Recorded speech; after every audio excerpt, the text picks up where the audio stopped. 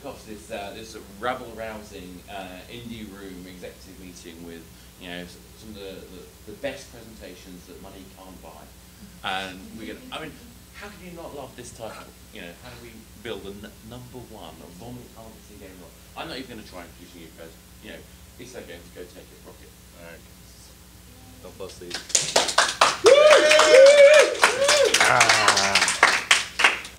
So we'll be giving a talk today about a postmortem and kind of a look to the future for Dragon Up, what we like to call the #1 vomit harvesting game in the world.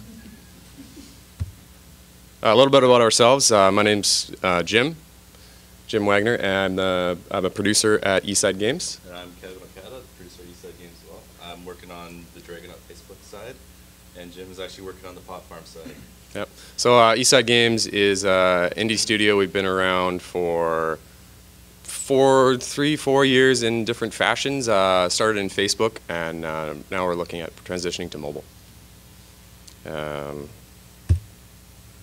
right, so a little introduction about Dragon Up Mobile. Oh, sorry. Don't want to block everything. Go back over there. All right, so we made a pretty awesome game on mobile, which was a amazing looking game, which the art itself drew a lot of people in.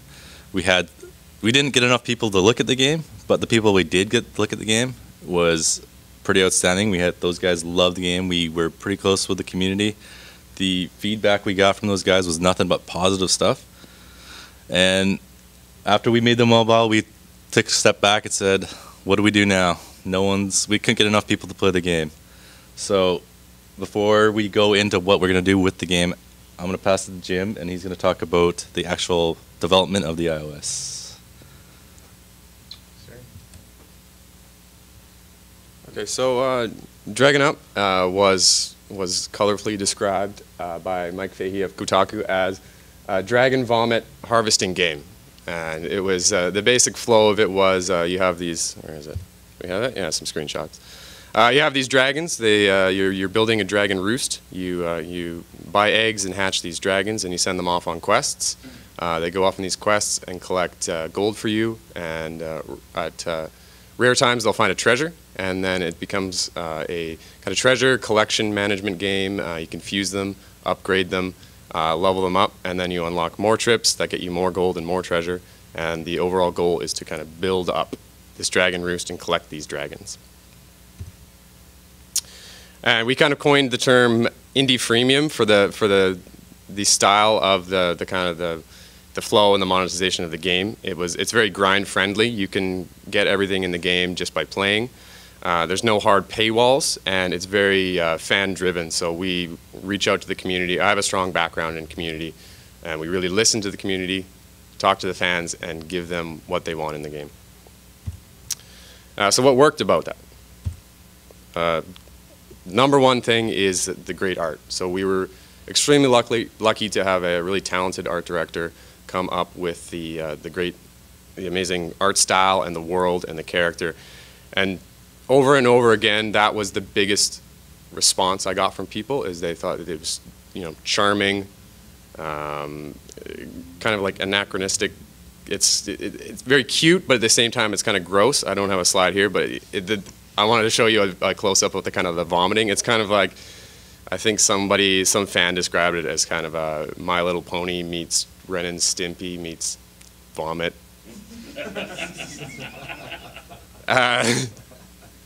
But yeah, that was the one thing we'd always get. And it was actually just recently, last night, we won the Casual Connect Indie Showcase Best Art Award.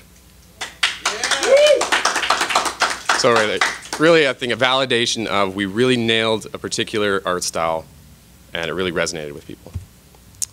And that kind of transitioned into great fans. So I think we have a 4.5 star rating for the iOS version. And I think I started off as a community manager in the industry, and more than any other game I've worked on was the responses I would get from fans, just the amount of positive responses to the customer support channel, because that's what I was running that as the producer. And I'd get people writing in that just with they didn't even have a problem. They just wanted to tell me how much they loved the game, which was a completely new experience for me. And further on, we went on the Touch Arcade forums. I think we had like a 30-page thread on there, and really listened to the fans, acted on their feedback, got a lot of their stuff they got in the game, and along with that kind of indie freemium genre we're pushing.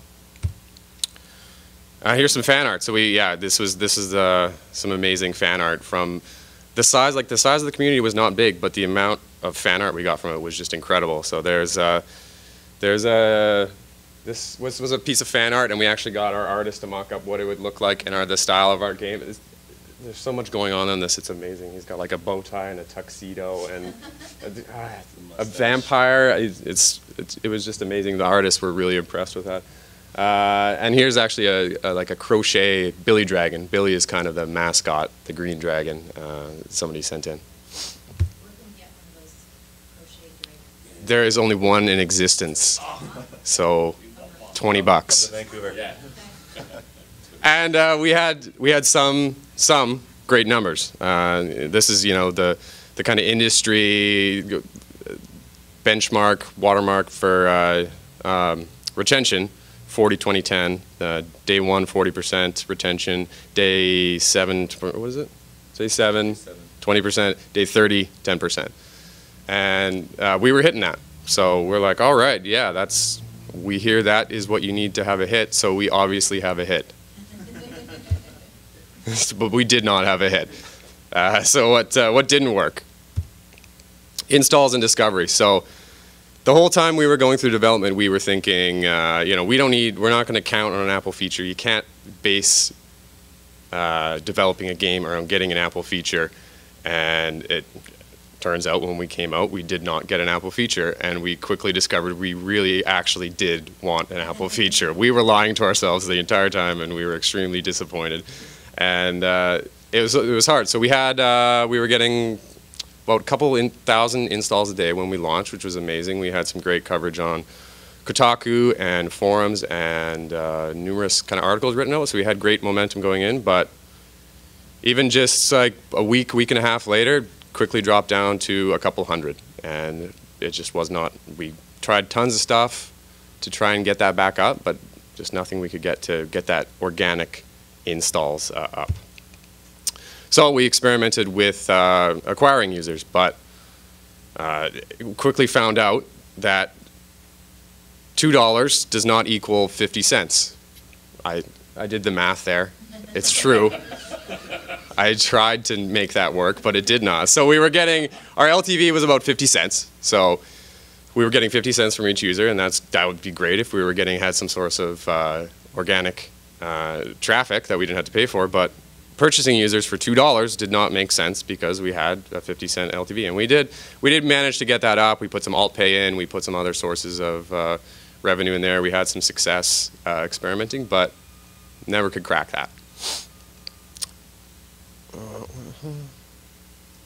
So what now? I'm gonna pass that over to Kevin. All right. So after all these great things that were happening on iOS, we took a step back, said, so what do we do now?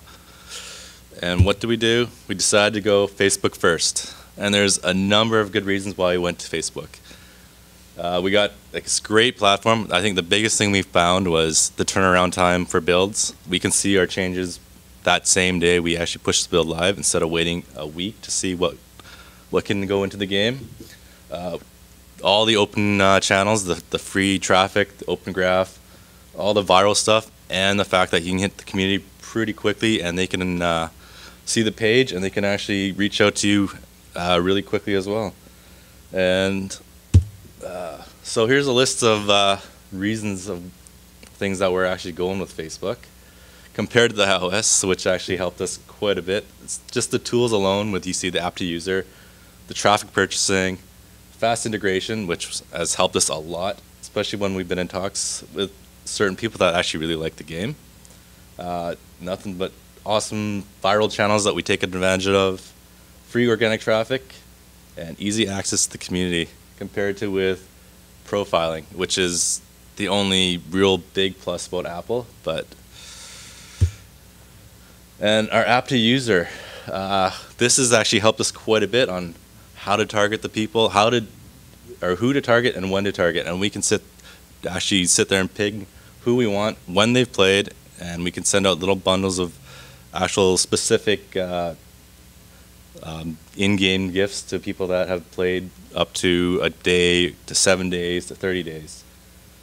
And we can make those actually specific to those users, which is pretty awesome.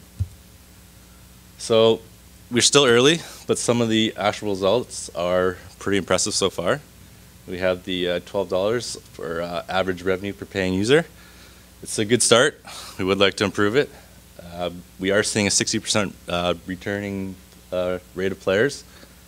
And the biggest things is the spends and better cross promo. It means we're better, it's better for us to send quality traffic at the game instead of budgeting huge spends like we had to on iOS. So the future of Facebook and Dragon Up. We do want to make sure this game is awesome on Facebook first, and with, like I said, the fast turnaround, we can see those improvements really quick, and we hopefully can build a really wicked game that everyone sees and then eventually port it over to a mobile platform. We really want to push the storyline. As you guys can see, the evil cat, he will play a big role in that. We're still working. This ties in the in-game economy overhaul. That's helping us with the Facebook turnaround is helping us big time on that, and we are getting a lot of feedback from people. And we just want to improve our game out and be successful. So that's the talk. Thank every one of you guys for coming out today. And we'll open up to questions. Cool. So who's got questions? Yes.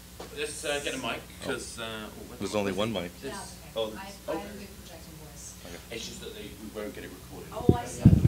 I'll just hold out here. Here, I'll walk up. It doesn't go very far. Okay, Yeah. yeah, thank you Here I for am. that, okay. Thanks for the talk, guys. So it's interesting that you're in both mobile and Facebook. You've gone and dabbled in mobile, and now you are still finding success in Facebook. Now, Facebook has had its ups and downs as a platform for gaming. How are you guys finding it now that there's been sort of a bit of an exodus and a lot of Facebook game developers have been making that really aggressive shift over to mobile? Do you find that there's more opportunity now, or are there still a lot of struggles in Facebook? How are you finding that? So we're actually we love it that people, the big boys, are leaving the platform, because it really opens up Facebook to smaller indie studios, and we're getting a lot more attention from Facebook.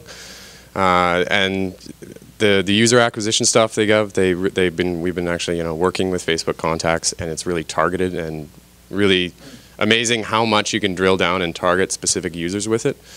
And yeah, they got some great tools, and I think it's really helped us, the fact that other people are leaving. We get a lot, kind of a bigger piece of the pie. More attention. And Popcorn's still going strong. Yes. Oh yeah. So we have our other game, the producer of which I'm the producer of which is Pot Farm produces me. So sometimes I feel like that. It's Pot Farm, so I like to call it the #1 virtual marijuana farming game in the world. I think I just call everything we make some kind of #1 something in the world. That's our flagship game. That's our hit, and so we can use that. We can utilize the players from Pot Farm and very easily just send them a link to Dragon Up and quickly get 1,000 installs within a couple hours. It's an amazing power we have with that. Cool. And sort of to build on that, I know Facebook is getting more aggressive with their gaming strategy these days. So can you comment on that at all, of how that's affecting your relationship with Facebook and what you plan to do strategy-wise with your games? Yeah, definitely. I think Pot Farm, we never really had, even 2 years ago, we never really had much contact with Facebook, but it's definitely, they've done a complete 180, and it's a really dramatic shift of how much kind of love they're giving game developers now. So 2 years ago, it was unheard of. Our game would go down and it would be hard to reach someone at Facebook. But now it's like we have multiple contacts there, and they're great. They let us.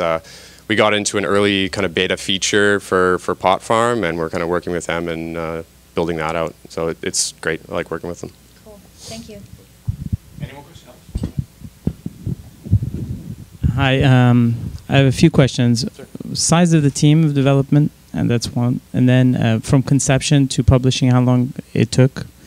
And then you developed an iOS version and a Facebook version. Did you develop them separately, or did you use like something like Unity, where you just published it to? You want to start with iOS? Yeah, I'll start with the iOS. The iOS version actually started as a really small prototype. It was myself and a coder, and then it grew into, I think, eventually a 7-person team.